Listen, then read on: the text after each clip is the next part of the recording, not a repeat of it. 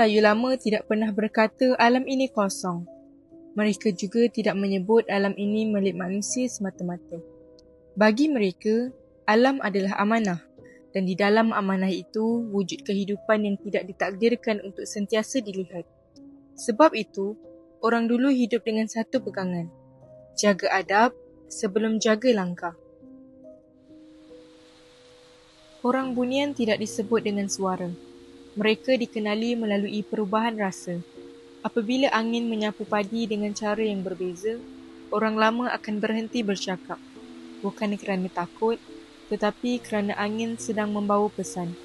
Angin yang tiba-tiba berat, angin yang datang tanpa sejuk atau angin yang membuat bulu roma naik tanpa sebab, itu bukan ditafsir dengan akal yang tergesa-gesa, tetapi untuk direnung dengan hati yang tenang.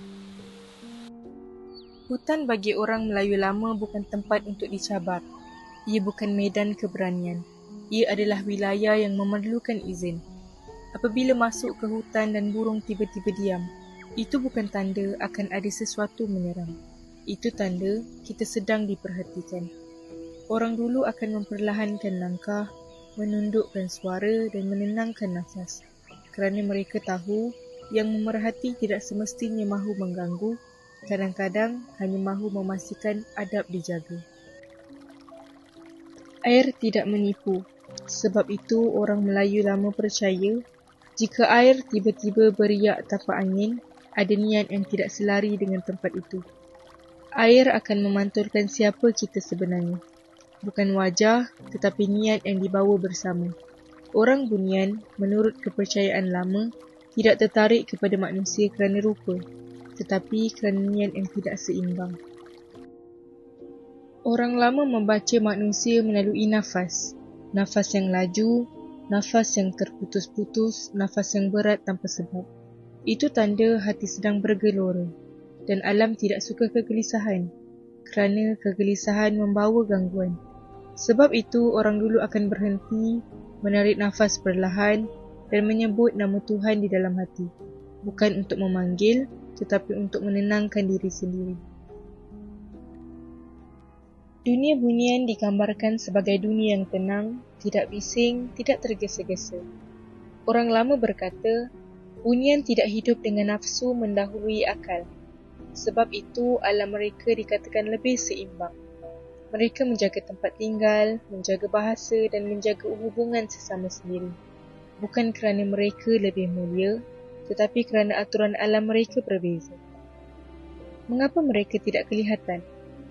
Orang Melayu lama tidak menyebut orang bunian itu gaib semata-mata. Mereka berkata, mata manusia ada hadnya. Penglihatan bukan hanya tentang mata. Ia tentang hati yang tenang, hati yang terlalu sibuk, terlalu penuh keinginan dan terlalu bising dengan dunia, tidak mampu menangkap getaran alam yang halus. Sebab itu, kebanyakan manusia tidak melihat, dan itu sebenarnya perlindungan, bukan kekurangan. Hutan bagi orang Melayu lama bukan sekadar pokok. Gunung bukan sekadar tanah tinggi. Ia adalah wilayah yang hidup. Apabila burung tiba-tiba senyap, apabila angin berubah tanpa sebab, apabila kabus turun mendadak, orang lama akan berhenti. Mereka percaya alam sedang memberi isyarat. Bukan semua isyarat itu bahaya. Ada yang sekadar peringatan supaya manusia kembali beradab. Manusia yang tersasar ke alam bunian. Cerita manusia ke alam bunian bukan cerita untuk dibanggakan. Orang lama menceritakannya sebagai peringatan halus. Kebanyakannya berlaku ketika manusia terlalu lalai, emosi tidak stabil atau niat bercampur aduk. Dan yang menarik, manusia itu jarang disakiti. Mereka sering dipulangkan, tetapi dengan kesan. Ingatan menjadi kabur, jiwa berubah atau menjadi lebih diam. Seolah-olah pengalaman itu bukan untuk diceritakan, tetapi untuk mendidik hati. Dalam cerita orang lama, perkampungan bunian tidak pelik dan tidak menakutkan. Ia digambarkan tenang, tersusun dan sangat beradab. Rumah-rumah mereka dikatakan tidak tinggi, tetapi seimbang dengan alam. Seperti rumah kampung Melayu lama, diperbuat daripada unsur alam dan tidak menonjolkan kemewahan. Perkampungan mereka sering digambarkan bersih, sunyi tetapi tidak kosong. Bercahaya lembut, bukan terang menyilau. Cahayanya bukan cahaya api, tetapi seolah-olah cahaya alam itu sendiri. Cerita orang lama sering menyebut, bunian tidak hidup dalam kejaran masa seperti manusia. Mereka tidak tergesa-gesa, tidak berlumba, tidak meninggikan suara. Masa bagi mereka bukan untuk dikejar, tetapi untuk dijalani. Sebab itu, ada kisah manusia yang hilang beberapa jam, tetapi apabila kembali ke dunia manusia, rupanya sudah bertahun-tahun berlalu. Orang tua-tua tidak menceritakan ini sebagai keajaiban, tetapi sebagai peringatan bahawa masa bukan satu untuk semua makhluk. Menurut cerita lama, bunian tidak banyak bercakap seperti manusia. Bahasa mereka dikatakan ringkas tetapi penuh makna. Mereka lebih banyak berkomunikasi melalui perubahan rasa, gerak alam, getaran suasana. Sebab itu, orang Melayu lama percaya bahasa alam adalah bahasa paling jujur. Apabila orang lama menyebut ilmu bunian, mereka tidak bermaksud kekuatan yang luar biasa. Ilmu yang dimaksudkan adalah ilmu menjaga keseimbangan, ilmu mengawal nafsu, ilmu membaca alam, ilmu diam pada waktu yang perlu. Bagi mereka, ilmu tertinggi bukan melihat, tetapi tidak mengganggu. Bukan memerintah alam, tetapi hidup seiring dengannya. Orang Melayu lama percaya, bunian memahami alam kerana mereka tidak melawannya.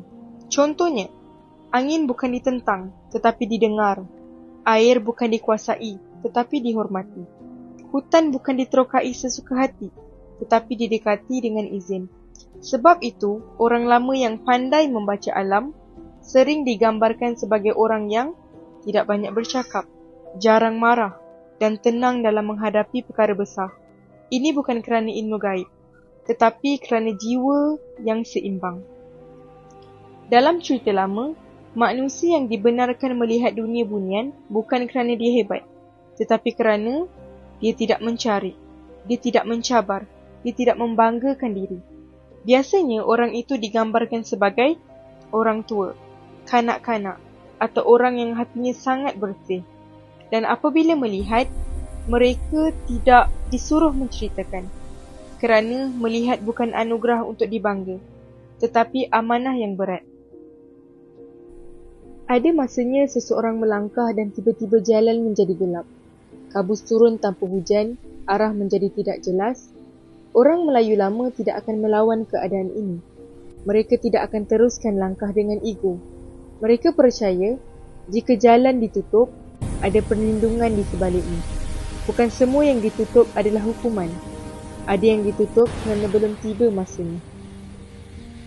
Apabila dunia menjadi terlalu laju, manusia mula mentertawakan perkara yang tidak boleh diukur. Namun orang Melayu lama tidak perlukan bukti untuk beradab. Mereka beradab kerana mengenal batas diri. Cerita tentang orang bunian bukan untuk menakutkan, ia untuk mengingatkan. Manusia bukan penguasa mutlak alam. Orang lama meninggalkan satu pesan yang jarang disebut. Kalau engkau tidak melihat, bersyukurlah. Itu tanda engkau dilindungi.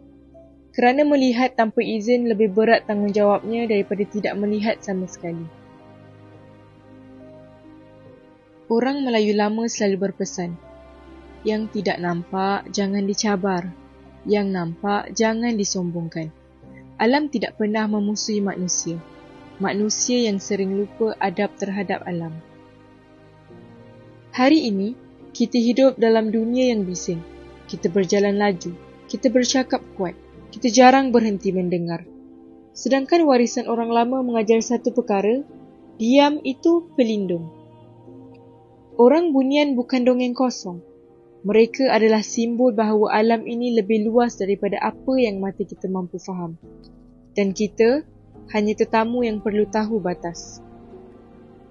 Yang lama tidak pernah hilang, ia hanya menunggu manusia kembali beradab.